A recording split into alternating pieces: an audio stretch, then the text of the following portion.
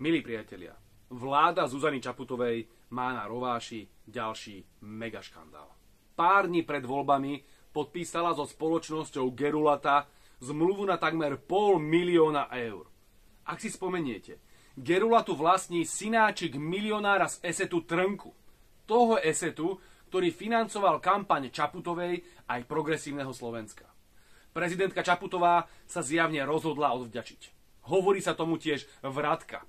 S Gerulatou podpísala rámcovú zmluvu na 416 215 eur.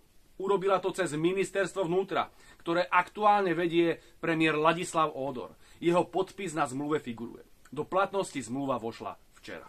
Gerulata má za 416 000 eur špehovať ľudí na internete. Má kontrolovať, čo píšete na Facebooku, Telegrame či na YouTube.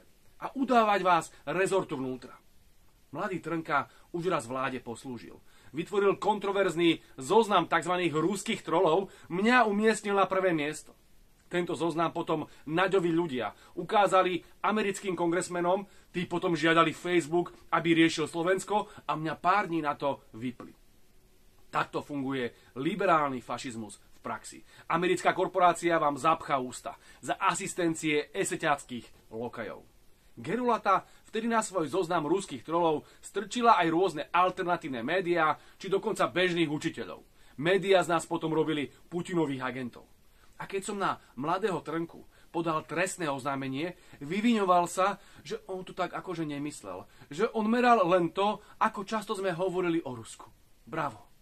Mimochodom, Trnku z Gerulaty vzali úradníci z ministerstva vnútra aj na povestnú cestu do Bruselu, kde spolu s Danielom Milom šírili hoaxy, že Robert Fico a Peter Pellegrini chcú vystúpiť z NATO a aliancia vraj má zasiahnuť do našich volieb.